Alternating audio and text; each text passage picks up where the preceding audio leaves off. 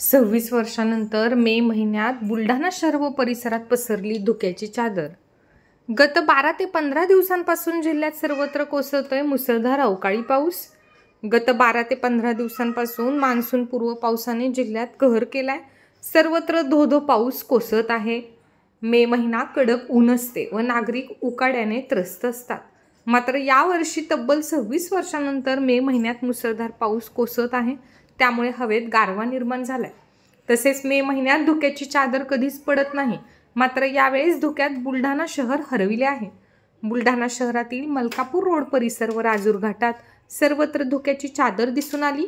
वाहनधारकांना वाहने चालविताना मोठी कसरत करावी लागत आहे।